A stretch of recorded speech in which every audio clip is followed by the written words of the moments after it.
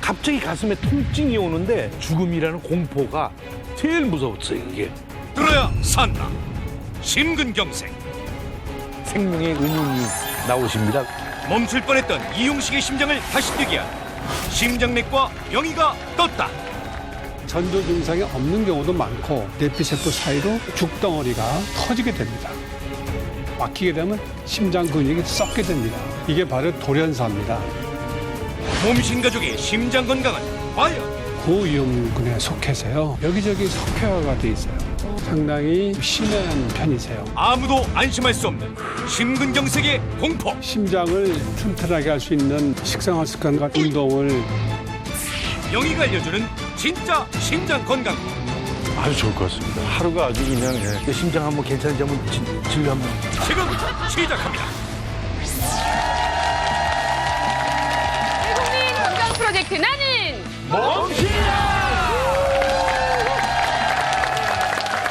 대한민국 국민 여러분들의 몸과 마음이 더욱더 건강해지기를 바라며 오늘 나는 몸신이다 또 활기차게 문을 열어보겠습니다. 아, 이분 참 반갑습니다. 이광기 씨 오셨어요.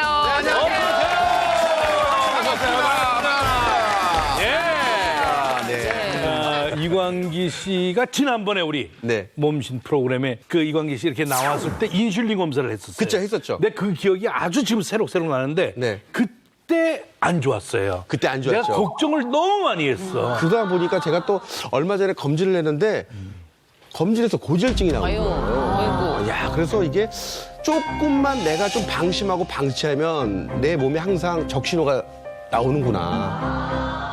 잘 나오셨어요. 왜냐하면 오늘 나는 몸신이다에서 마련한 명의 특집입니다. 명의 특집입니다. 네. 명의. 오래간만에 명의분을 모시고 다뤄볼 질환.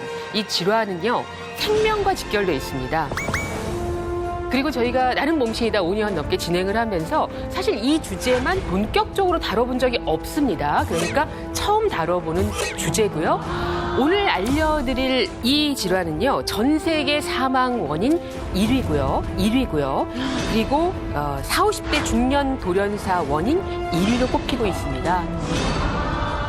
최근 10년 동안 사망률이 41.6% 아주 크게 증가한 질환이기도 한데요. 어마어마하네요. 전조 증상도 없고 또 뭔가 어떤 느낌이 있다 하더라도 처치를 제대로 하지 못해서 아주 어려움을 당한 그런 분들이 많이 계시거든요.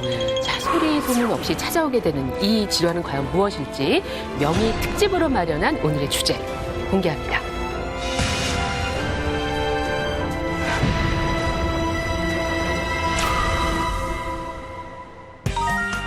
나는 몸신이다. 명의에게 듣는다. 심근경색입니다.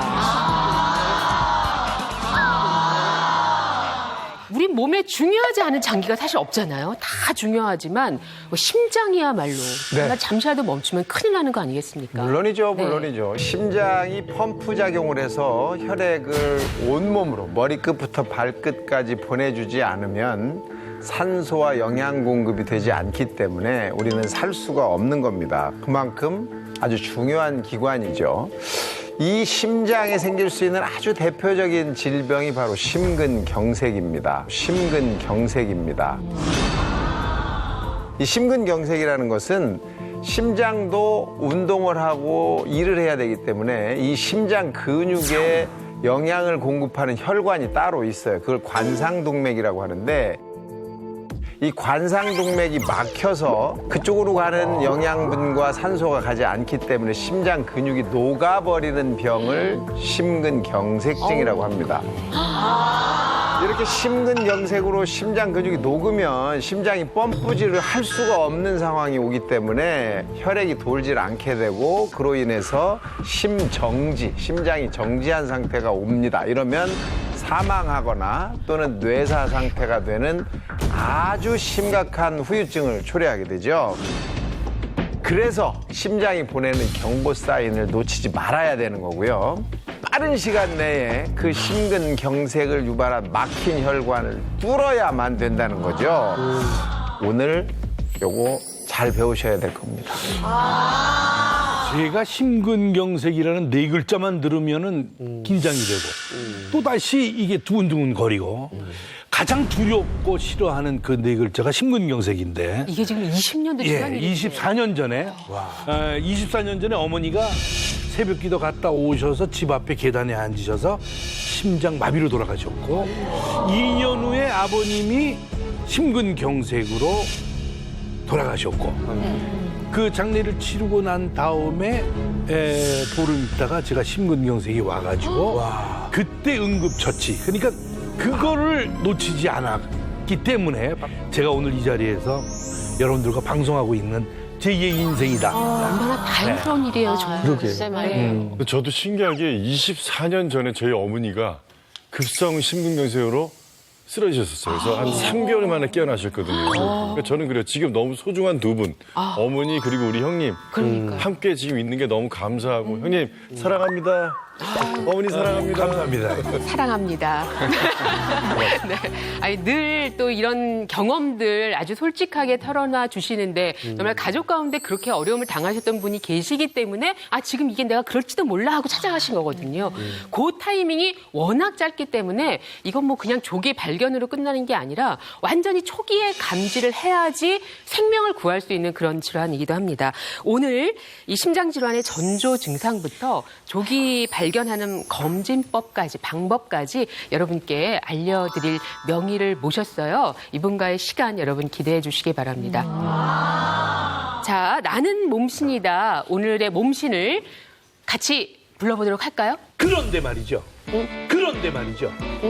이분 모시기 전에 제 생명의 은인이 나오십니다. 네. 그래요? 네, 제가 바로 이분이 시술해서 제가 다시 살아났어요. 그래서. 24년 전에 예.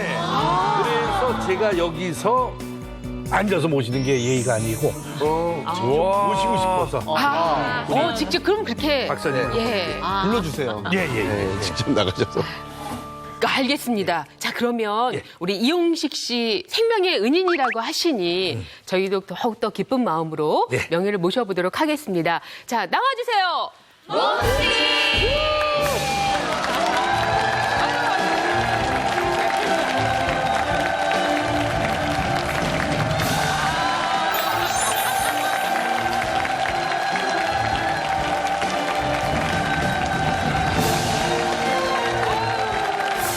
누구도 안심할 수 없는 심근경색의 공포. 당신의 심장 건강을 사수할 심장내과 분야의 명의가 몸신에 떴다. 오늘의 몸신 주치 심장내과 명예교수 정남식.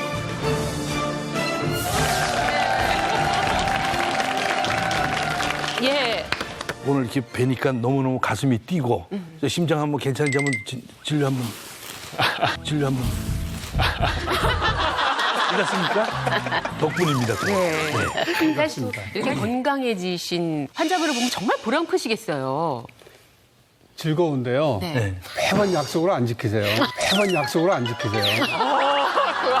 지난번에 나하고 만났을 때 5kg를 빼고 만나기로 했거든요. 더 찐 것 같아요. 그때 병원에 갔을 때는 좀 빠진 상태예요. 왜냐면 혈액 검사를 할 때 금식을 하라고 그래서 밥을 안 먹고 왔는데 오늘 밥을 좀 과하게 먹었어요. 하여튼 오늘 이렇게 나오셔서 정말 많은 분들에게 심근경색이 이 근처에 다시는 못 오게끔 한번 좋은 말씀 꼭 좀 부탁드리겠습니다. 네. 여러분 박수 한번 보내주세요. 고맙습니다. 자, 우리 시청자 여러분들도 아주 반가워하실 것 같은데 인사해 주시겠어요? 안녕하십니까. 저 심장내과 명예교수 정남식입니다. 제가 오늘 이 자리에 나온 거는 우리 주위에 평소에 건강하던 사람들이 갑작스럽게 사망을 하는 경우를 보게 되죠. 이게 바로 돌연사입니다. 이 돌연사는 대부분이 심장질환이고요. 특히 요즘 우리나라의 심장혈관, 특히 심근경색, 협심증이 많이 증가하고 있는데 어떻게 우리가 이거를 빨리 알아내고 또 찾아내서 우리 심장을 보호할 수 있는 방법이 아닌가 이걸 좀 알려드리고 싶어서 나왔습니다. 아니 심근경색이 아주 중하고 또 목숨이 오가는 그런 질환이라는 건 알고 있지만 사실 어떻게 심장 건강을 관리를 해야 되지? 라고 가면은 좀 쉽지가 않거든요. 오늘 명의께서 나오셨으니까 저희가 그 정보를 다 좀 알아보도록 하겠습니다.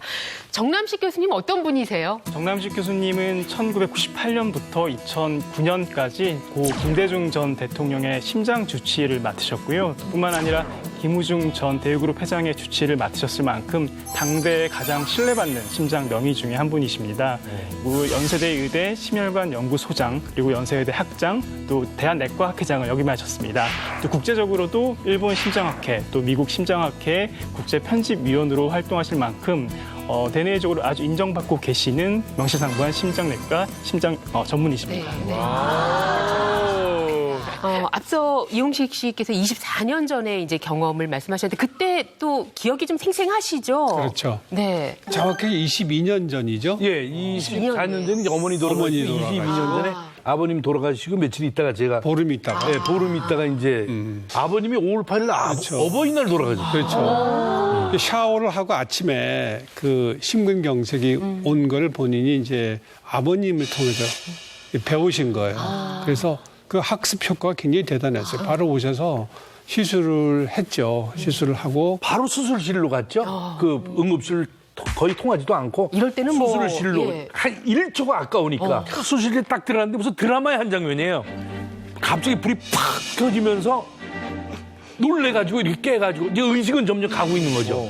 이제 의식은 사라지고 있는 중이지. 근데 딸이 옆에서 기도하면서 목소리가 그 들려요? 모습이 보는 거예요. 우리 아빠 수술하는 동안 제가 기도하고 있으면 안 돼요? 그러니까 간호사가 지금은 여기는 들어오는 데가 아니야 하면서 나가는데 눈빛이 마주치면서 아 나는 살 수 있구나. 그냥 마음이 막 뛰던 이 심장이 좀 놓이셨어요. 편안하게 편안하게 난 살 수 있다라는 그 느낌. 그러면서 그때부터 이제 시술이 시작됐죠. 그래서 나는 살았어요. 한편의 드라마를 보는 것 같다. 아니 이 말씀이 아주 긴박하지만 아니 이 말씀이 아주 긴박하지만 정말 또 그때 생각하시니까 또 눈물 실제 나시는 것 같아요. 상황이고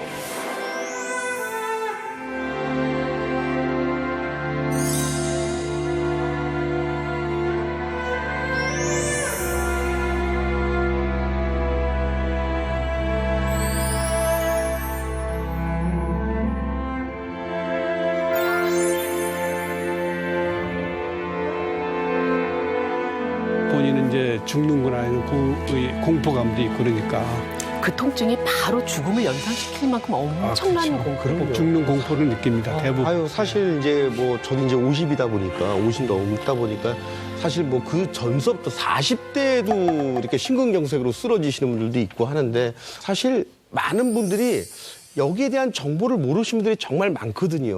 의외로요. 그래서 심근경색이 무엇인지 좀 정확하게 좀 말씀을 좀 해주시면 감사하겠습니다. 네, 그래서 지금부터 알아볼게요. 네. 예, 화면과 함께 좀 말씀 시작해 보도록 하겠습니다. 그러죠. 네.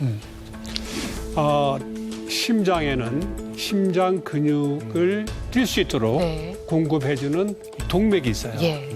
우측에 하나, 좌측에 나와서 크게 두 가지로 나뉘는데 세 개가 있는 거죠. 이 모양이 왕관처럼 생겼다고 해서 관상동맥이라고 합니다. 관상동맥의 동맥경화, 특히 밖으로 나타나게 하는 협심증, 또 완전히 막히게 되면 심근경색. 그래서 막힌다는 거예요. 막히게 되면 심장 근육이 썩게 됩니다. 심장 근육이 썩게 됩니다. 그런 경우를 우리가 심근경색이라고 예. 합니다. 자, 우선 우리가 관상동맥이 저렇게 생겼다는 걸 확인했는데 또 이해를 돕기 위해서 영상 준비돼 있어요. 네. 보실까요? 네. 먼저 화면을 보시면 저렇게 깨끗한 단면을 보시는 거예요. 그 내부에 아무것도 끼지가 않았습니다. 근데 그 내부의 세포를 우리가 내피세포라고 그러는데 이 내피세포가 어떤 원인이든 간에 손상을 받게 되면 그 혈관벽 사이로 콜레스테롤이 끼어들어가게 돼요. 그렇게 죽덩어리가 끼게 되는 거죠. 이게 주로 콜레스테롤인데 점점 껴요. 70%까지 막히더라도 별 증상이 없어요. 70%까지 막히더라도 별 증상이 없어요. 그러다가 어느 날 순간에 저 죽덩어리가 터지게 됩니다. 우리 여드름 터지듯이. 그러면서 주위의 혈액과 만나면서 예. 응고가 돼요. 혈전, 피떡이 되는 겁니다. 네. 저 때는 이미 뭐 당연히 저렇게 완전히 막히게 되면 이제 뭐 어떻게 방법이 없는 거죠. 예. 저걸 설명을 들으니까 좀 걱정이 되는데 저희 오빠가 최근에 협심증으로 응급실을 자꾸 왔다 갔다 해요, 요새. 네. 그러면은 협심증을 제대로 치료를 안 하면 이제 심근경색으로 될 확률도 엄청 높은 거 아니에요? 그렇습니다. 그렇습니다. 그러니까 협심증이라는 거는 심장 근육에 피가 부족하게 되면 산소 부족하게 되면 근육이 나를 살려달라고 신호를 보내요. 그게 쪼이는 통증, 답답한 증상으로 나타나는데 일시적으로 공급이 안 됐다가 풀리게 되면은 협심증. 그게 완전히 막히게 되면 심근경색증이라고 얘기를 하죠. 그러니까 협심증 환자는 언제든지 치료를 받지 않게 되면은 심근경색이 될 수가 있죠. 이런 증상이 있고 나서 적어도 90분 이내에 혈관을 뚫어주면 많은 근육을 살릴 수가 있어요. 그게 골든타임이에요. 그렇다면 당시 이용식 씨의 상태는 어땠던 건가요? 화면을 좀 보면서 아니, 22년 전 화면이 아직 있어요? 아, 제가 누굽니까? 대단하시다. 글쎄. 자, 그러면 당시 시술 영상 한번 보실까요? 처음에 병원에 왔었을 때 저기 둥그렇게 보이는 데가 막혀있네. 막혀 있죠. 100% 막히지는 않았지만 거의 막혀있습니다. 네. 그러니까 죽처럼 된 거예요. 터져서 거기에 피가 쫄쫄쫄 겨우 흘러가는 상태니까 저기를 찾아서 그 다음에 이제 곧바로 시술을 했죠. 그래서 그 다음 보면은 이제 시술 장면이 나오는데 여러분 보시기 쉽게 이렇게 스텐트를 이렇게 넓혀서 길을 딱 넣는 넓혔네요. 그렇죠. 그 다음에 이제 그거를 빼내고 삽입 후에 촬영한 걸 보시면 아까 막혔던 데가 완전히 넓어진 걸 볼 수가 있죠. 그렇죠. 이제 길이 딱 났어요. 그렇죠. 그냥 저걸 다 보고 나니까 저희 속이 다 막혔던 게 뚫리는 것처럼 그냥 답답한 게 풀리네요. 네, 저거 되게 작아 보이는데 저기 딱 들어가는 순간에 뭔가 탁 뚫리는 게 되게 신통방통한데요. 저게 정확히 스텐트 시술이라는 게 어떤 거예요, 교수님? 스텐트라는 거는 이제 우리 말로는 이제 그물망이라고 그래가지고 볼펜에 들어있는 그 용수철 있죠. 예. 그 정도 사이즈의 그 스텐트예요. 금속망으로 돼 있고. 작네요, 되게. 예, 작죠. 우리 혈관이 그렇죠. 우리 혈관이 굵으면 3.5mm, 가는 분들은 2.5mm. 굉장히 가는 혈관으로 평생 심장이 뛰고 있는데 그러면 이게 심장 스텐트를 위해서는 심장을 열어 아닙니다. 이 혈관을 통해서 동맥을 통해서 혈관을 이렇게 그 좁아진 부위에 철선을 넣고 그걸 따라가서 스텐트를 이렇게 풍선처럼 넓히고 이제 나오는 거죠. 그러니까 저희 아주 오빠 정밀한 보니까 이 사타구니 쪽으로 그 그렇죠. 시술을 저도 하는 별로 했어요. 심장으로 근데 들어가는 왜? 길이 사타구니 동맥 아니면 이 요골동맥, 팔동맥을 통해서 두 군데로 들어갑니다. 네. 아이고, 이렇게 해서 이제 시술이 어렵게 끝났습니다. 그렇다면 또 그 이후에 계속적인 치료도 필요하죠? 그렇죠. 한번 이렇게 혈관에 이제 병이 있는 분들은 그걸로 끝나는 게 아니에요. 계속 지속되는, 평생 지속되는 것이기 때문에 약을 평생 먹고 관리를 해야 되고. 어떤 약이 필요합니까? 근데 그 중에 이제 가장 대표적인 거는 혈전이 생기지 않도록 이렇게 고위험도구는 이런 분들은 아스피린 계속 드셔야 돼요. 네. 아니면 다른 항혈전제, 항혈소판제를 드셔야 되고 그다음에 가장 또 문제가 이런 분들은 지질대사에 이상이 있어요. 그 혈관을 보호할 수 있는 그런 약제가 필요하고 그래서 22년 동안 제가 이 약을 시간을 맞춰서 먹고 있습니다. 아마 우리 오 박사님도 계시지만 시간 맞춰서 22년 동안 약을 먹는 사람은 아마 한국에 몇 명 안 될 거예요. 지금 약 30분 남았습니다. 요 약을 김남주 박사님이 22년 전에 져준 약을 지금까지도 제가 먹고 있습니다. 이렇게 정말 하세요 열심히 하면 잘 하시는 드세요. 분이시니까. 정말 제대로 잘 지키세요. 아유, 참. 네. 감사하죠. 관리가 네. 관리의 병이라고 생각해요. 예. 관리. 아주 관리와 절제의 병. 근데 저는 몇 년도인지 지금 잘 기억이 안 나는데 다시 이제 검사를 하겠습니다. 그래서 해서 스텐트를 또 꼈어요. 2년 후에. 2년 후에죠? 그렇죠. 혈관에 보니까 거기만 안 좋아졌던 게 아니고 다른 데도 불안하니까 거기를 또 검사를 해보니까 거기도 위험하니까 미리 스텐트를 껴놓은 거죠. 그때는 어떤 상황이었습니까? 그때는 이제 더 중요한 혈관에 협착이 있었어요. 그래서 그 혈관을 찾아서 저 화면을 보시는 것처럼 저 동그란 부위가 좁아져 있잖아요. 굉장히 중요한 혈관입니다. 이건 혈관을- 선제적으로 어쨌든 앞에 그렇죠. 그런 일이 있었기 때문에 발견을 해서 미리 조치를 취하신 그렇죠. 거네요. 저거는 증상은 없었지만 네. 저기 협착을 해결했죠.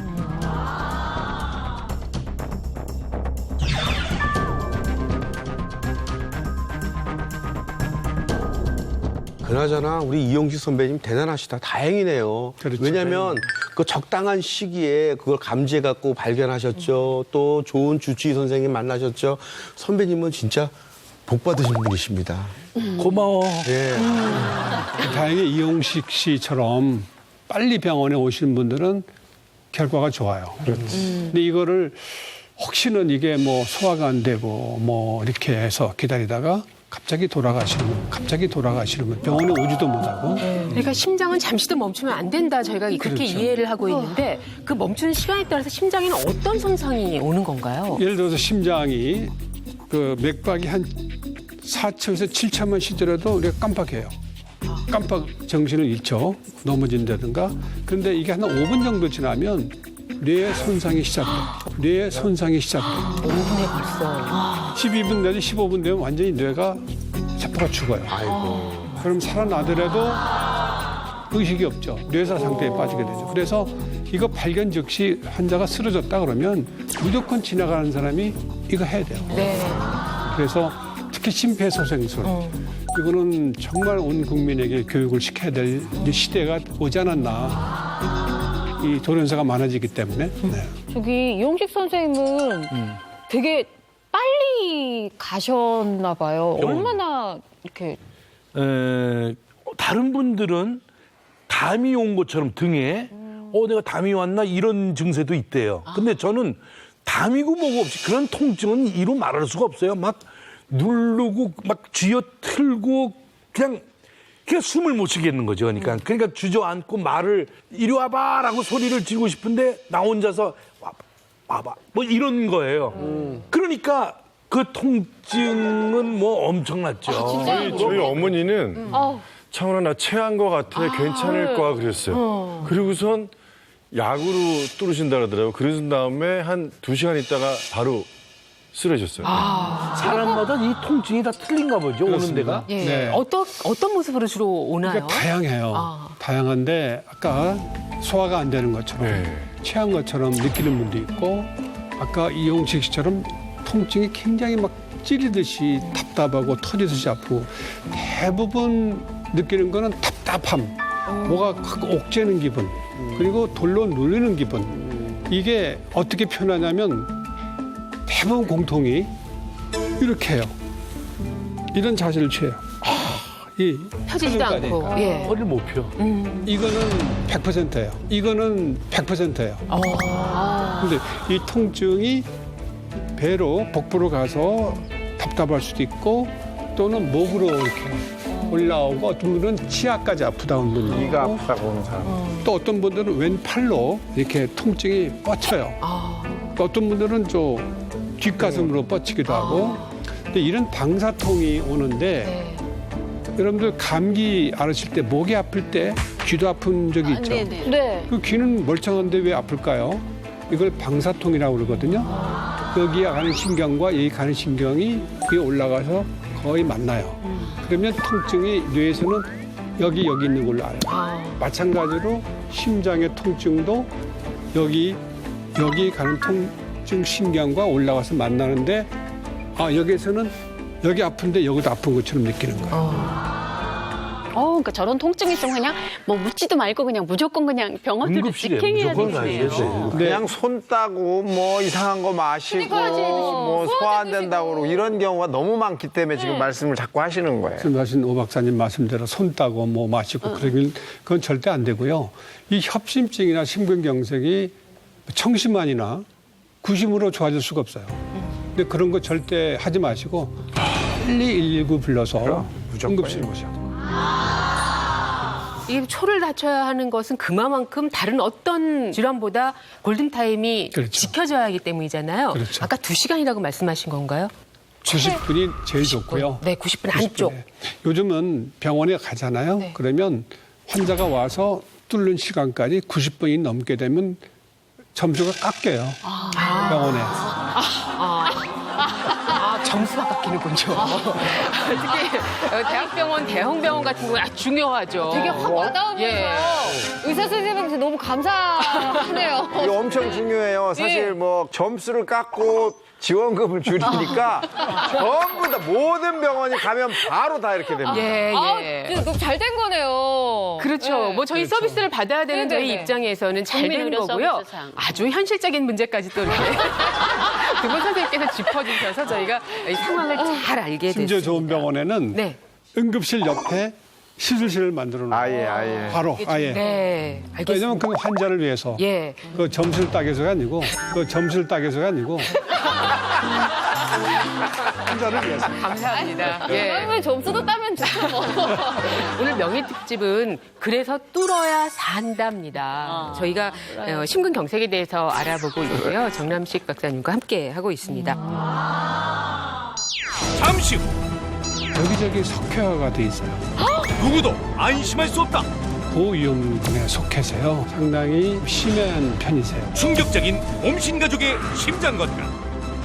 그래서 준비했다. 매일 하고 있는 운동이고요. 명의가 매일 실천하는 심장 건강 사수하는 법. 잠시 후 공개됩니다.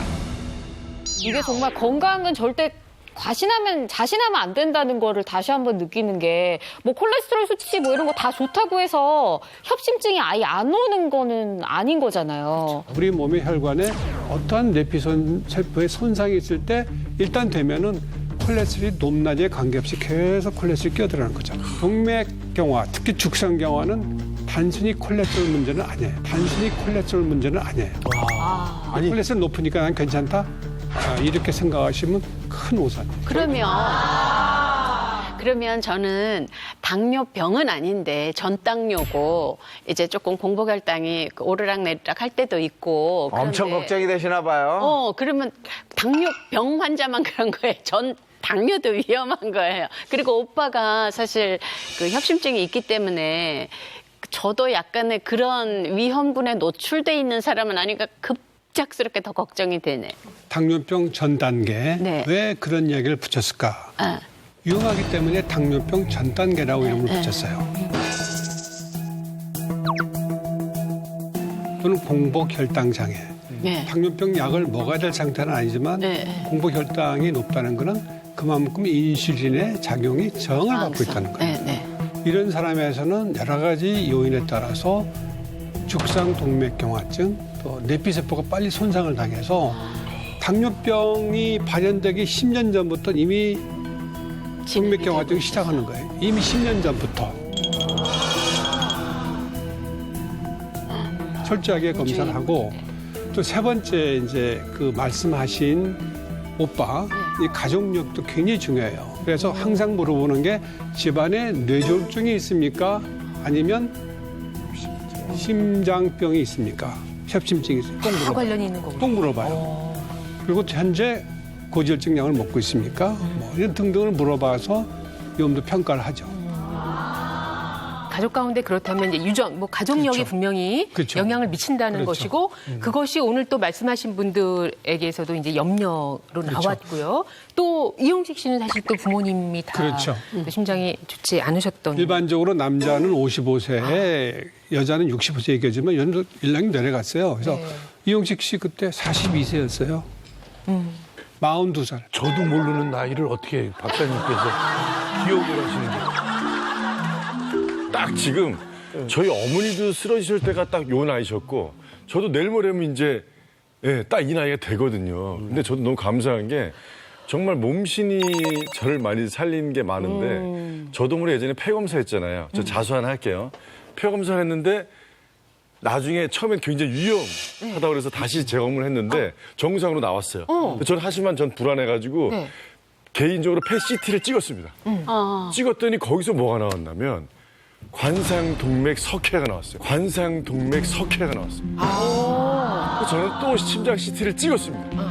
네, 그래서 거기서 그걸 발견을 했어요. 그래서 약을 먹기 시작했거든요. 아니었으면 저는 내후년이었으면은 혹시 쓰러졌을 수도 있겠다는 생각이 들더라고요.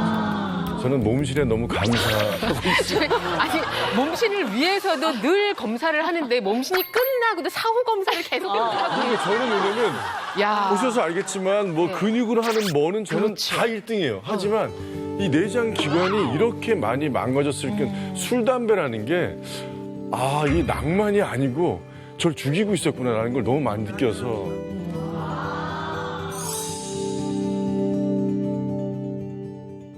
이게 바로 병원을 찾아야 되는 이유죠. 그렇죠. 네. 조기 검진이 참 중요하다는 말씀이죠. 네.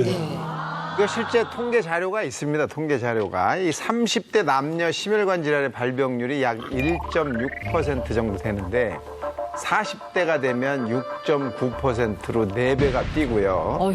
50대가 되면 13배, 70대가 되면 25배로 증가를 합니다. 결국은 심혈관 질환으로부터 우리 모두가 자유로울 수 없다는 이제 그렇죠. 네. 말씀이신 거고 나이가 들어가면 역시 대비가 필요하다는 그런 말씀이신데 심혈관 질환 이제 예방이 필요하겠습니다. 예방하는 방법 있겠죠. 그렇죠. 그게 약물이 됐든 식사원이 됐든 간에 발견이 되면 꾸준히 평생 해야 되고 콜레스테롤 약을 먹다가 좋아졌어 끊는다. 이건 안 되는 얘기예요.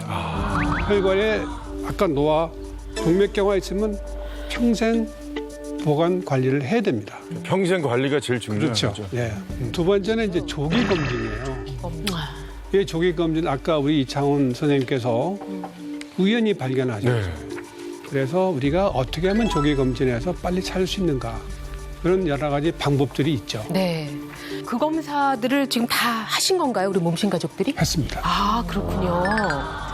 지금 곧 그 결과를 여러분께 알려드리고 낱낱이. 또 어떻게 검사를 받으셨는지 먼저 검진받는 과정부터 보시죠.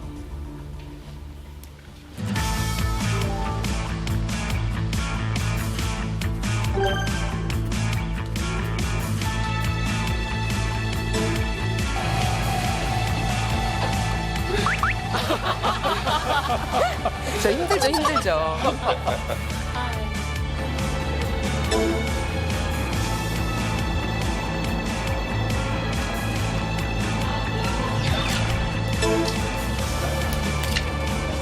심장 초음파 검사 받을 때는 좀 떨려요, 그죠?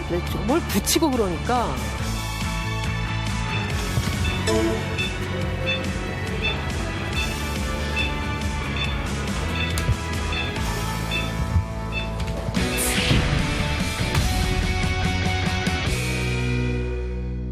궁금하다. 이렇게 우리의 건강. 검사를 마쳤습니다. 생각보다 시간이 좀 걸렸을 것 같은데요. 그렇죠. 검사 항목이 많죠? 시간이 걸렸죠. 네. 무엇보다 22년 전에 또 수술을 통해서 오늘에 이르신 우리 환자분이시잖아요. 이용식 씨 결과부터 네. 좀 자세히 살펴보도록 하겠습니다. 사실 이용식 씨에게 감사드리는 거는 네. 이런 상태를 온 국민께 볼 수 있도록 선뜻 이게 응해 주시고 허락을 해 주신 데 대해서 먼저 사실 감사를 드리거든요. 이런 거를 이 개인의 정보인데 이걸 알릴 수 있다는 거는 참 어려운 그런 거예요. 근데 큰 결심을 해 주셨기 때문에 박수 한번 해 주셔야 되는 거 같아요. 지금 무엇보다 지금 건강하신 게 또 얼마나 감사합니까? 그렇죠. 예. 알고 나면 이길 수 있다는 걸 전 느꼈으니까. 네. 자, 그러면 결과 같이 알아보겠습니다. 네. 보여주시죠.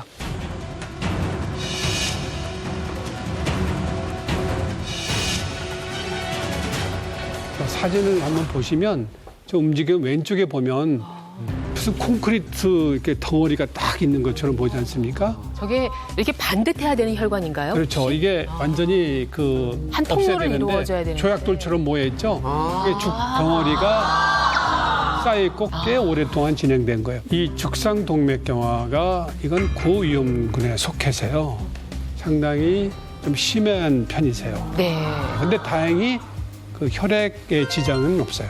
혈액에는. 그래서 흐르면 진짜. 저게 더 자라지 않도록 열심히 관리를 해야 됩니다. CT를 보면은 여기저기 석회화가 돼 있어요. 석회화가 하얀 지점들입니다. 그렇죠. 지정돼 있어요. 그래서 혈관에 그 동맥경화가 꽤 진행돼 있다. 동맥경화가 꽤 진행돼 있다. 그다음에 심장 초음파를 좀 볼까요? 심장 초음파를 보면 사실 이용식 선생님은 여기가 너무 두꺼워서 잘 안 보였어요. 두꺼워서 잘 안 보였어요. 그 살 수 없이 이쪽으로 배 위로 들어가서 봤어요. 그래서 보니까 심장이 꽤 두꺼워져 있어요. 좌심실이. 비후. 이거는 좌심실 비후는 고혈압, 당뇨병, 비만 다 포함되는 거예요. 그래서 심장의 근육이 두터워지는 겁니다. 말하자면 심장 근육이 두꺼워진 데는 그만큼 혈류가 가지 못해요. 세포도 빨리 죽고. 그래서 돌연사, 심부전증, 부정맥, 돌연사, 심부전증, 부정맥 많이 생겨요.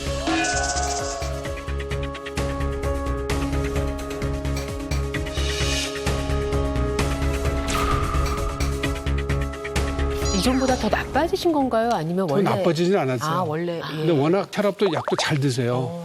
살 좀 빼시라도 전혀 안 빼시고, 살 좀 빼시라도 전혀 안 빼시고, 운동도 안 하시고, 약만 잘 드시는 거예요. 제가 쭉 살펴봤습니다. 네. 지금까지 이렇게 주치로서 어떻게 보시는지 총평을 좀 해주시죠. 우리 이영수 쌤은 참 오늘 성품이 굉장히 밝으시잖아요. 화도 안 내시고. 그게 첫 번째 굉장히 장점이세요. 스트레스를 별로 안 받으세요. 그리고 그 성격이 또 의사 말을 잘 들으세요. 살만 빼면 제일 좋거든요. 네. 진짜.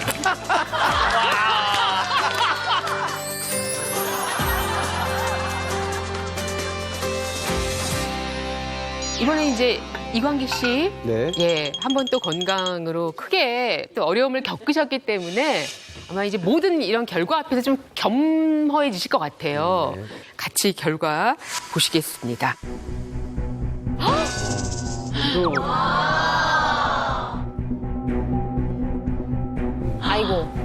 아이고. 저기 보시면은 조금 그렇죠. 두터워져 있고 죽이 쌓이기 시작했죠. 두터워져 있고 죽이 쌓이기 시작했죠. 이제 조기를 1단계, 좀 중간을 2단계, 심한 걸 3단계 한다면 1단계에 속한다고 볼 수 있죠. 다행이다. 관리를 많이 해야 그래서 되겠네요.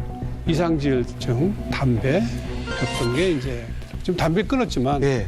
폈으면 아마 여기저기 더 생겼을 거예요. 앞으로도 진행을 방지하기 위해서 혈관 보호할 수 있는 일 드셔야 돼요. 그럼 먹어야 돼요? 그렇죠. 자, 적극적인 관리 시작하시겠습니까? 해야죠. 해야죠. 해야죠. 오늘 나오셨네요. 좀 충격이 있습니까? 많이. 다리 계속 떨어. 왜냐면 충격이 좀 필요합니다. 갑자기 형님 생각이 나는 거예요. 나도 기도해야 되겠다. 왜냐면 8살 된 아들이 있거든요. 근데 그 아이 장가 갈 때 손은 잡아줘야 될 거 아니에요. 아니, 딸 손 잡아준 거지. 아들은 그냥 보고 있는 거야. 자, 그러면 이제 서유리 씨 보겠습니다. 서유리 씨도 사실 저희가 그동안 뭐 혈관 검사, 혈액 검사하면은 결과 좋았어요. 네. 잘생겼고. 뭐가 있어요? 그렇죠. 나이도 있고. 그래서 그리고 나이도 이제 가장 젊고 하기 때문에 한번 기대를 가지고. 그때 뭐 모낭충 말고는 진짜로?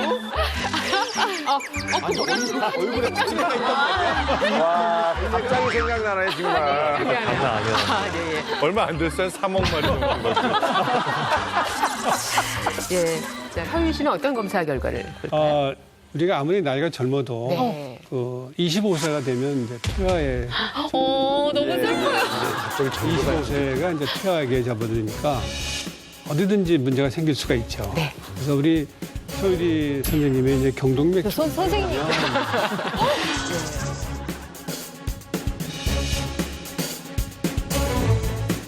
서유리 선생님의 이제 경동맥 선생님.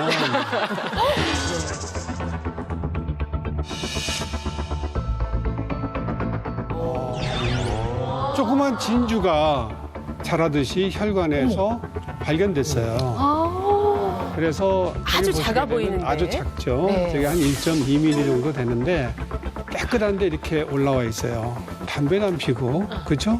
네. 나쁜 게 없어요. 근데 왜 저런 게 생길까? 우리가 동맥경화라는 거는 우리가 원인을 모르게 다 알 수가 있는 건 아니에요. 요즘 우리 미세먼지 맞아요. 이게 혈액 속에 들어가서 내피세포를 손상시키죠. 그렇게 되면 콜레스테롤이 정상이라도 끼어들어가는 거예요. 30대도 항상 안전할 수는 없다. 30대도 항상 안전할 수는 없다. 근데 아주 초기이기 때문에 걱정하지 마시고요. 걱정하지 마. 알았으니까 더 좋지. 관리할 수 있으니까. 몰랐으면 그냥 관리할 수 계속 더욱더 자라나는 거 관리하시고. 아니에요. 저는 진짜로 솔직히 마음 놓고 있었거든요. 근데 저는 오늘은 이런 경우에 아니겠지. 많이 걱정들 하시는데 염려하실 필요는 없지만 관리는 받으셔야 된다고 표현을 해요. 병원에 갈 걱정하지 마시고. 정도입니까? 가는 게 좋겠습니다. 의사하고 친해지는 게 좋으시겠어요.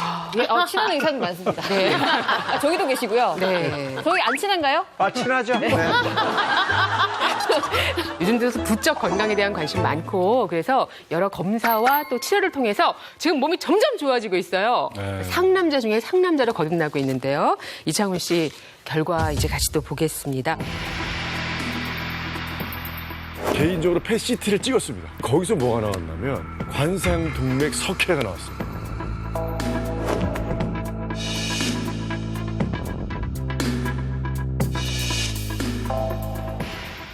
심장 초음파를 보니까 제가 중요한 걸 발견했는데 이 동그랗게 그려진 게 이제 그 좌심방이에요.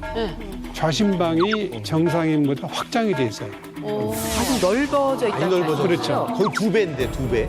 그런데 저 왜 그러냐면은 혈관이 상당히 그 탄력을 잃은 분들한테는 심장이 피를 내보낼 때 많은 부담을 갖게 돼요. 좌심실이 그럼 좌심실에 피를 넣기 위해서 좌심방도 일을 더 많이 해야 돼요. 그러다 보면 좌심방도 커지게 돼요. 근데 이에 대한 가장 중요한 합병증이 하나가 뭐냐면 심방이 늘어나면서 향후에 심방세동이라는 부정맥이 발생할 수 있어요. 이 심방세동은 요즘 우리나라에 65세 인구의 뇌졸중의 가장 원인 중에 하나예요. 뇌졸중의 가장 원인 중에 하나예요.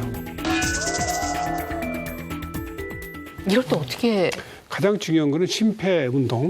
그래서 혈관을 좀 더 탄력을 증가시켜주고 몸무게가 늘어난 몸무게, 뱃살 줄이고 이런 운동을 통해서 향상시킬 수가 있어요. 지금 테니스 열심히 하고 있고. 안 하셨으면 더 나빠질 뻔해요. 그렇죠. 근데 가족력도 있고 그러시니까. 네. 그래서 열심히 운동하고 있습니다. 테니스 해야겠다.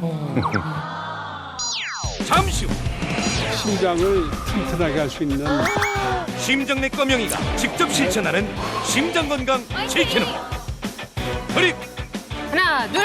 심장 건강을 위해서라면 꼭 챙겨 먹어야 할 식품까지. 잠시 후 공개됩니다. 자, 심장 튼튼, 심근경색을 해결하기 위한 프로그램을 지금부터 진행하도록 하겠습니다. 준반 솔루션이 여러 가지 있다고 말씀을 들었습니다. 그렇죠. 오늘 많이 준비하셨죠? 명의 특집을 위해서. 먼저 어떤 걸 저희가 보게 될까요? 먼저 심장을 튼튼하게 할 수 있는 운동을 아니면 운동하시는 분이 나오셔야 되는데 어떻게 이건 제가 매일 하고 있는 운동이고요. 이건 제가 매일 하고 있는 운동이고요. 환자든 뭐 주부든 네. 다 할 수 있고 우리 이용식 씨도 따라서 할 수 있으세요. 자, 오늘 그러면 동작 한 가지입니까? 운동 두 가지. 두 가지요. 요것만 또 해도 상당히 도움이 된다고 하니까요. 직접 정 박사님의 시범을 통해서 저희가 이 운동을 함께 배워보도록 하겠습니다.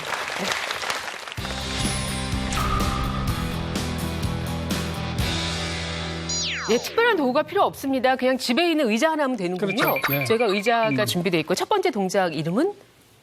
무릎 굽히기. 무릎 무릎 굽히기. 잠깐 무릎 굽히기 정도 해갖고 저희가 이마와 등에 땀이 나고 호흡이 가빠질 수 있나요? 한번 해보실래요?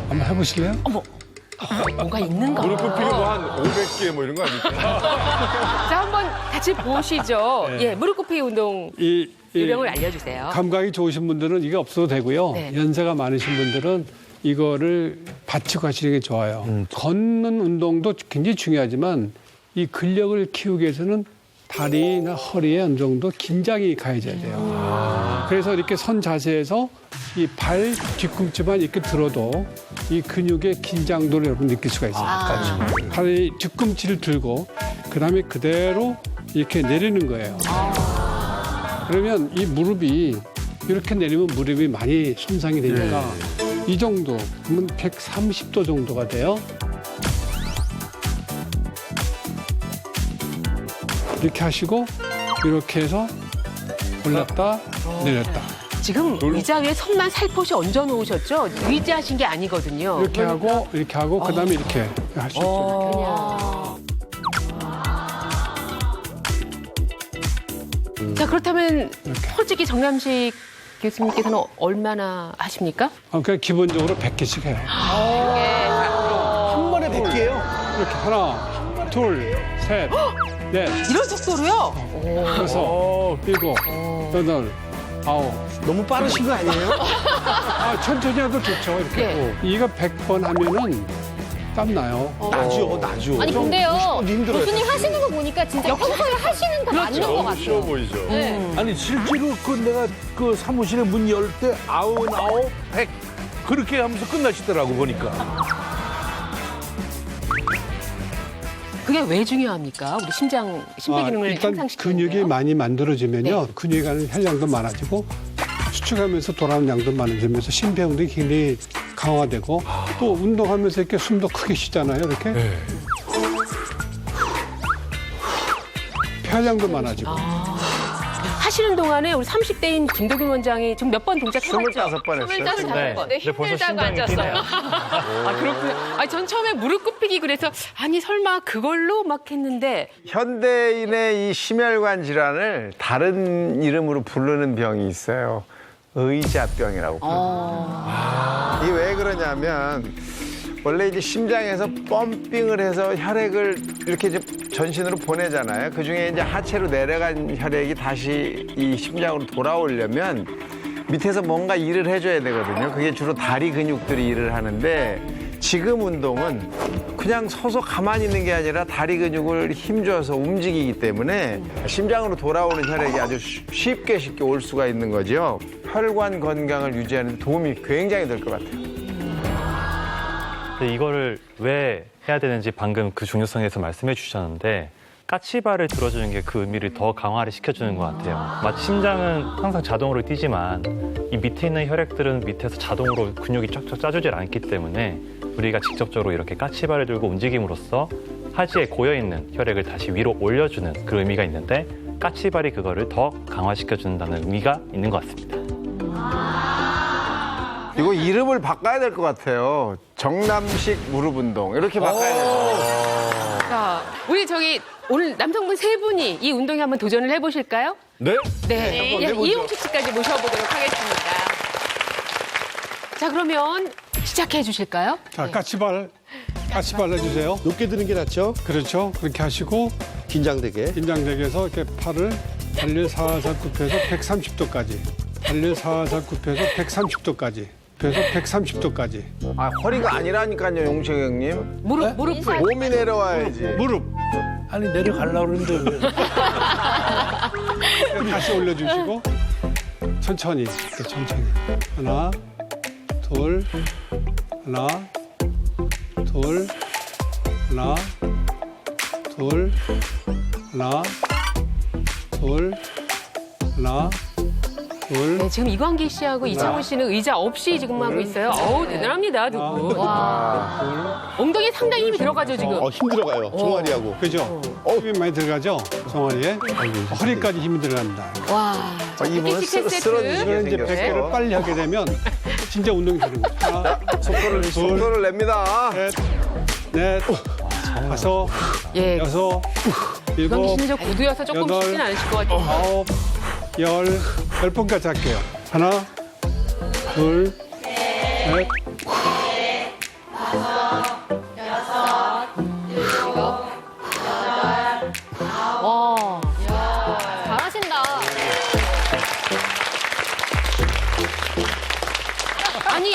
힘이 들어요? 이창훈 씨 어때요? 지금 숨 차요? 이게 신기해. 100번 하는 거 존경스러워요. 한 번 처음 하는 사람 100개 못해. 땀 나겠습니까? 납니다. 아, 난생 처음 해봤는데 발가락이 무척 아프네요, 이게. 발가락이. 내가 107kg를 들었다 놨다 하려니까 이 10개의 발가락이 좀 통증이 오긴 오는데 나름대로 땀이 좀 이게 맺히네요. 아니 왠지 모르게 이 뒤꿈치를 들으니까 쭉쭉 해갖고 주사기를 펌프 찔해주는 것 같아요. 예. 피가 쭉쭉 위로 올라가는 것 같아요. 이게 심장까지. 네, 심폐기능 향상을 위한 두 번째 동작 들어가겠습니다. 이번에는 어떤 동작인가요? 매트가 준비되어 있는데요. 이거는 더 간단해요. 네. 여러분들이 아침에서 이제 잠에서 깰 때 기지개 펴잖아요. 기지개보다 훨씬 더 몸에 좋은 운동. 허리 들어 올리기. 허리 들어 올리기. 네. 예. 여러분들 아침에 한 달만 하시면 정말 허리 굉장히 튼튼해지십니다. 자, 그러면 역시 한번 시범을 보여볼까요? 알겠습니다. 자, 여러분 이제 아침에 이렇게 잠에서 일어났어요. 그죠? 딱 다리를 이렇게 편하게 모으고 그 다음에 팔을 딱 붙이시고 이렇게 들어주세요. 받치고 한 10초 정도 숨도 쉬시는 거예요. 이렇게 하시고 그 다음에 내려주세요. 근데 이게 처음에 이렇게 이것도 못 올리신 분이 많아요. 배가 너무 나오셔서 허리가 약해서 그러니까 자기가 할 수 있을 만큼 최대한 올려서 이렇게 해주시면 돼요. 이렇게 해서 10번을 하시는 거예요. 끝나면은 이렇게 해서 그 다음 동작은 하나, 둘, 자주 하시네. 셋, 넷, 다섯. 근데 이 자세를 이렇게 등을 띄고 뻣뻣하게 받쳐주셔야 돼요. 그 다음에 이제 개구리 다리로 이렇게 벌려서 그 다음에 자극하는 근육이 다르겠네요. 다르죠. 네. 이렇게 10초 야, 나 이거 처음 보네요. 하고 10초가 한 다음에 내리고 그 다음에 이 자세에서 똑같이 빠르게. 하나, 둘, 셋, 넷, 다섯, 여섯, 이건 정말 늘 일곱, 하시는 동작이니까 이 여덟, 속도가 허리 자랑하시는 것 같아요. 열 이런 식으로 해서 이거를 꾸준히 네. 이렇게 하고 나면 땀이 납니다. 네. 땀 나셨어요, 지금도. 숨 차시고. 이게 심폐 운동도 되고 네. 허리 근육도 되죠. 자, 보기만 해도 허리가 아주 시원해지는 그런 느낌인데 실제로 또 이 동작 한번 하면서 숨찬 그 기분 좋은 느낌을 한번 가져보도록 하죠. 다시 한번 남성 세 분을 모셔보도록 하겠습니다.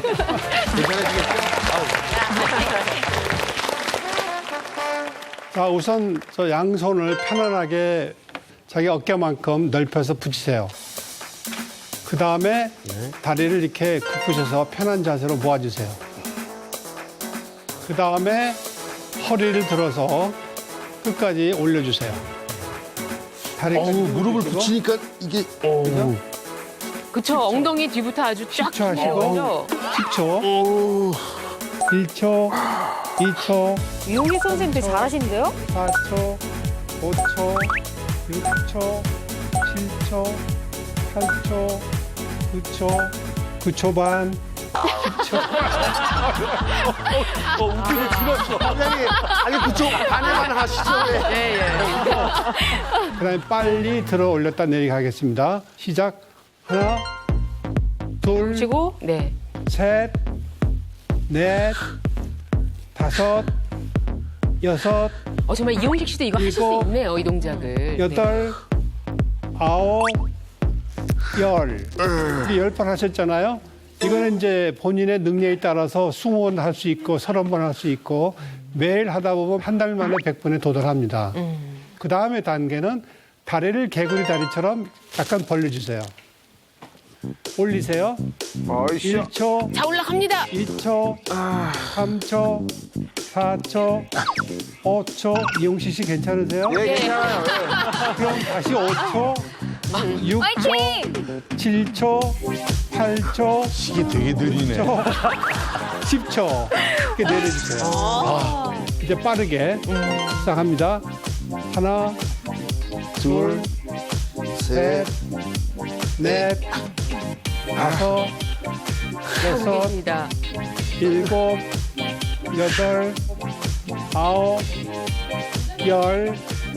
자, 이런 식으로 해서 이제 10번 했잖아요. 네. 이것도 마찬가지로 자기 능력에 따라서 100분까지 도달할 수 있도록. 저 무엇보다도 오늘의 그 정말 성과는 이용식 씨가 이 동작을 잘 해내셨다는 거고요.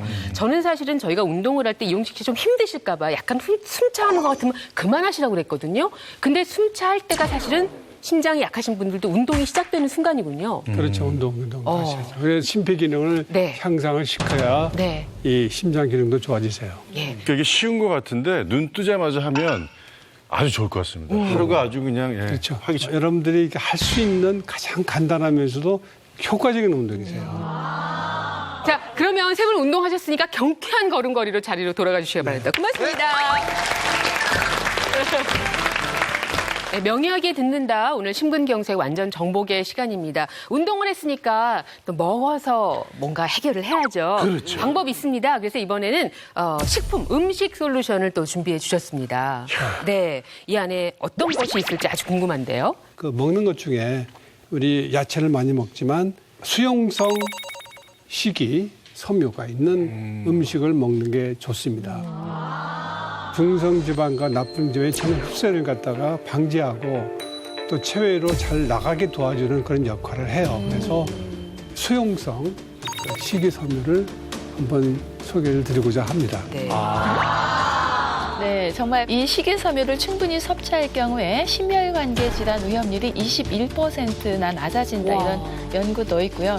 우리가 이제 음식을 먹으면은 소화시키기 위해서 담즙이라는 것이 나오는데 담즙이 나오면은 수용성 식이섬유가 우리 몸으로 담즙이 다시 재흡수되지 않도록 몸 밖으로 배출을 시킵니다. 그러면 우리 몸은 당연히 담즙을 만들기 위해서 몸 안에 있는 콜레스테롤을 또 사용을 하게 됩니다. 이런 형태로 수용성 식이섬유를 충분히 섭취할 경우에는 우리 몸 안에 나쁜 콜레스테롤 수치를 줄이고 또 심장 질환에도 아주 도움을 받을 수가 있습니다. 이 식이섬유가 좋다는 건 사실은 이미 익히 알고 있잖아요. 그런데 심장 건강까지 좋다고 하니까 정말 더 신경을 써서 챙겨 먹어야 될 것 같은데 거기에 지금 있는 거죠? 그렇죠. 가장 궁금합니다. 네. 어떤 건지. 수용성 식이섬유라고 말씀하셔서 더욱더 궁금증이 있는데요. 네. 확인해 보도록 하겠습니다. 자, 제가 열어볼까요? 네.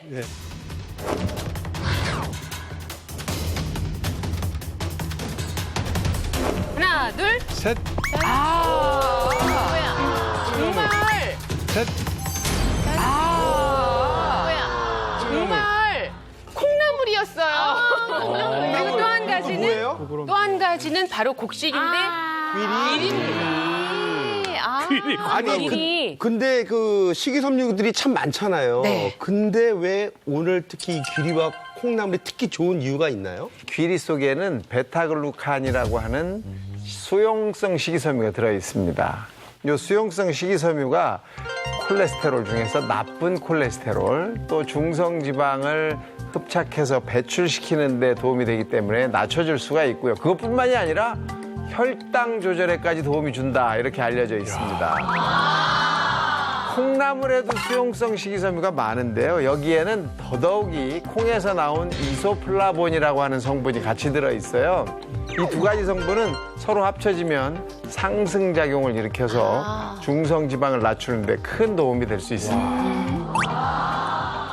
실제 이 귀리나 콩나물에 들어있는 이 식이섬유의 경우에는 고분자 물질이에요. 이렇게 당 같은 것이 쭉 연결이 되어 있는 것이어서요. 믹서에 갈거나 아니면 조금 가열해서 끓여서 이것을 좀 잘게 자른 저분자 물질로 바꾸었을 때 장에서 잘 발효되면서 유산균의 먹이로도 쓰이고요. 또 지금 이야기하는 나쁜 콜레스테롤 이렇게 흡착한 능력도 뛰어나거든요. 그러니까 이것을 날려 드시는 것보다는 조금 익혀서 드시는 것이 훨씬 좋습니다.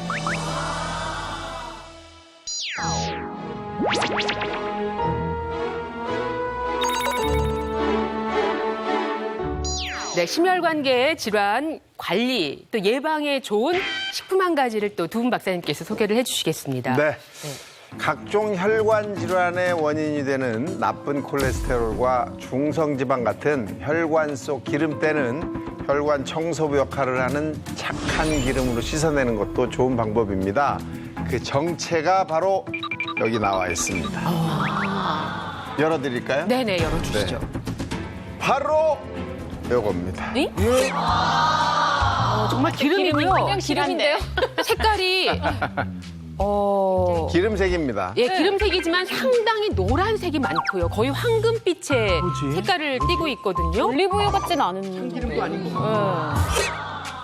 지금 여러분께 좀 나눠드렸어요. 지금 잔에 이렇게 담아놓으니까 정말 꿀 같은 느낌이잖아요. 예, 맞아요. 꿀빛이 색깔이. 나죠. 예. 이거 비싼 겁니다. 아, 좋아 보이는군요. 야, 이거 아주 고급입니다. 하여튼 눈치가 참, 네. 이거 동백기름입니다. 동백기름 색깔이 딱 똑같습니다. 아, 그래요? 약간 네.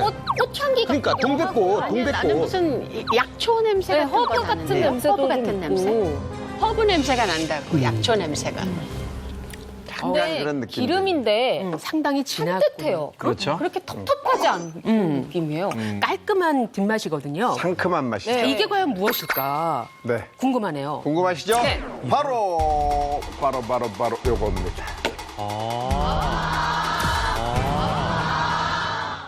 깔끔한 뒷맛이거든요. 상큼한 맛이죠. 네, 이게 과연 무엇일까 네. 궁금하네요. 궁금하시죠? 네. 바로 요겁니다.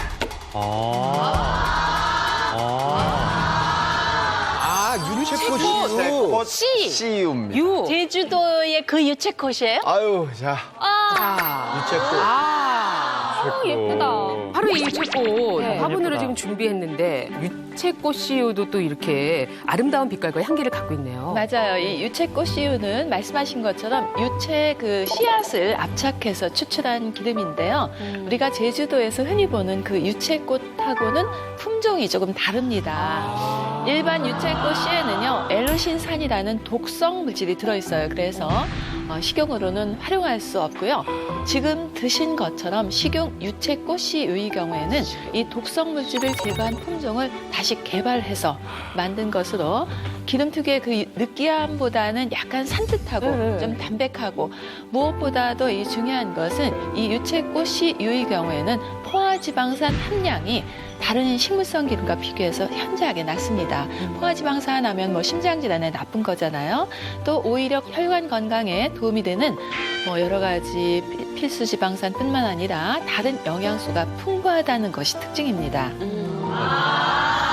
방금 한약 냄새가 난다고 하셨던 분이 계셨는데 실제로 한의학에서 이 유채꽃 씨를 운대자라고 해서 간 경락에 작용해서 혈을 돌게 하고 이 뭉친 기를 없애주는 약재로 쓰였습니다. 그래서 실제로 어혈과 같은 혈관 질환에 쓰는 약재 중에 하나라고 생각하시면 돼요.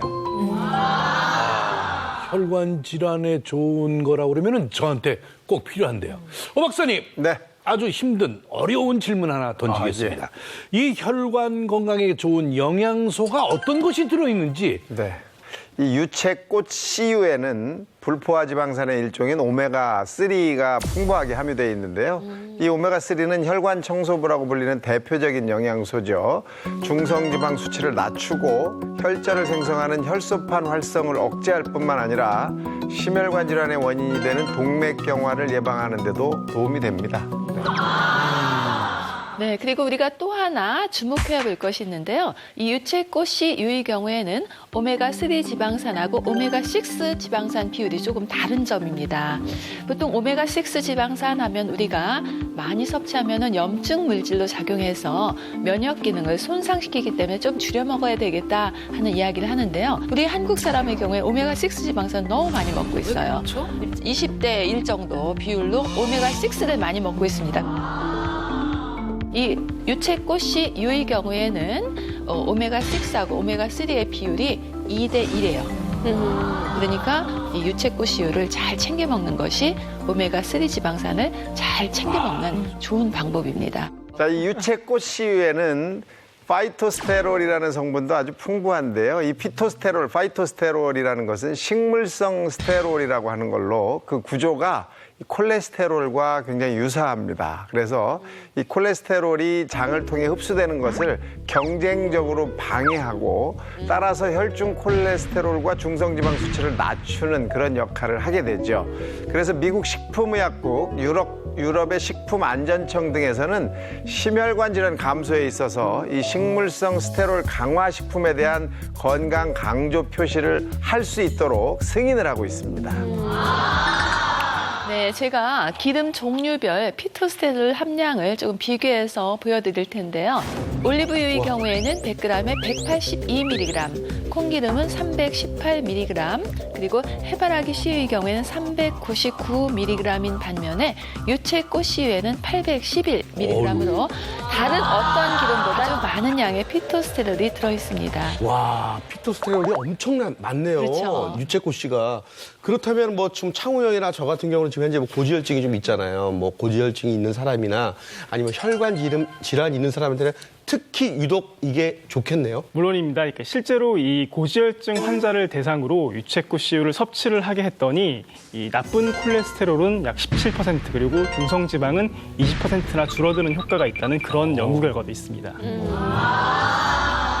자, 유채꽃씨유가 왜 좋은지 저희가 알게 됐습니다. 이제 먹어야겠다는 생각이 드는데 이것도 뭐 올리브유처럼 종류가 있는지 또 이건 어떻게 섭취하는 게 가장 좋을지 이거 궁금한데요. 네, 맞습니다. 우리가 올리브유나 아몬드유 보면은 기름의 종류가 조금 있죠. 그것은 생산 방식에 따라서 영양 성분도 좀 차이가 있습니다.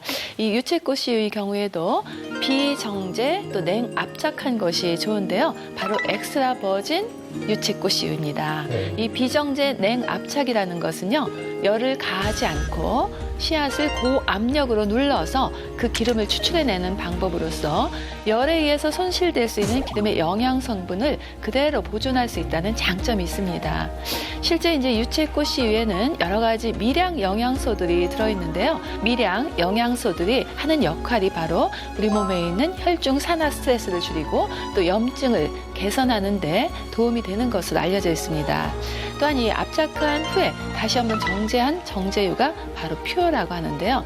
이런 정제유보다는 비정제 냉압착유가 또 색도 진하고 향도 좋고 맛도 또 진한 것으로 알려져 있습니다. 그래도 이게 먹는 양도 있을 테고 뭐 언제 먹는 게 좋고 뭐 이런 나름대로 방법이 있을 것 같아요. 그런 건 어떻게 하면 되나요? 네, 이 유채꽃씨유의 경우에는 좀 전에 조금 맛 보셨잖아요. 뭐 그대로 드셔도 좋은데요. 아무래도 요리에 활용하는 것이 좋겠죠. 그럴 때는 뭐 참기름이나 들기름 대용으로 이렇게 사용하시면 돼요. 나물 무침할 때도 활용하셔도 좋고요. 밥 같은 거 간단하게 볶을 때도 사용하시면 좋은데 오늘은 이 수용성 식이섬유가 풍부한 채소 샐러드에 드레싱으로 함께 곁들여 드시는 것을 제가 한번 보여드리겠습니다.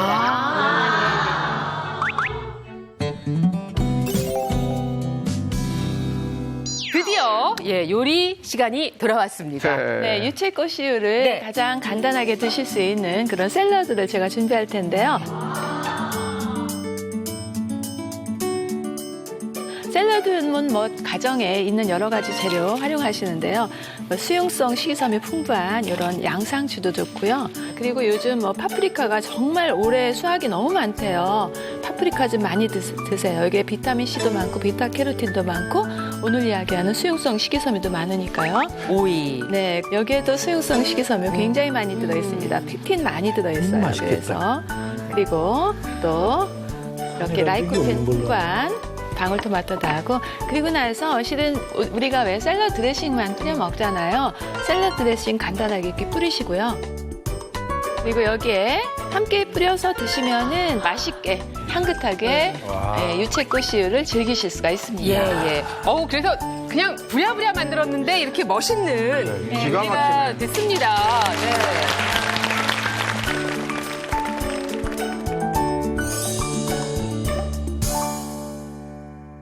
저희가 오늘은 유채꽃씨유를 따로 준비를 해드렸어요. 본인이 원하는 만큼 이렇게 뿌리시고요. 또 그냥 뭐 드셔보시기 원하시는 분은 한번 맛도 보시고 하시면 오늘은 좋습니다. 스튜디오가 넉넉하게 아니라 한번 뿌려보면 어떨까 싶네요. 좀 지중해 고급스러운 레스토랑에 온 느낌이에요. 그러네요. 따로 이렇게 드리고 그러니까. 너무 좋다. 샐러드야 뭐 가벼운데요? 웬만한 사람들이 다 좋아하는 향이. 느끼하지 않고 그거. 가볍습니다. 어떤 기름의 경우에는 너무 무겁다는 느낌이 들어서 맞아요. 드레싱으로 하면서도 좀 부담스러울 때가 있는데 향도 맛도 근데 이건 향도 맛도 아주 지배적이지 않고 가벼운 그런 어떤 느낌이 있어요. 그래서 아주 가벼워요. 기름이.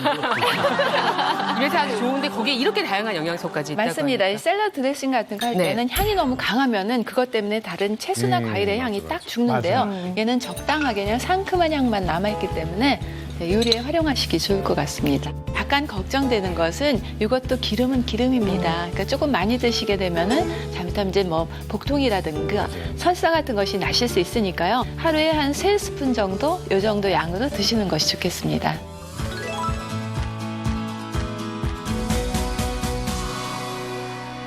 예, 명희에게 듣는다. 오늘 특별히 심장내과 전문의와 함께 여러 가지 정보를 나눠봤습니다. 뭐 시청자 여러분께 또 당부의 말씀 주시죠. 네, 평소에 건강관리뿐 아니고 조기 심혈관 질환의 검진을 통해서 빨리 관리를 시작하는 게 좋겠다 말씀을 드리고 싶습니다. 네. 대한민국 모든 국민이 건강해지는 그날까지 나는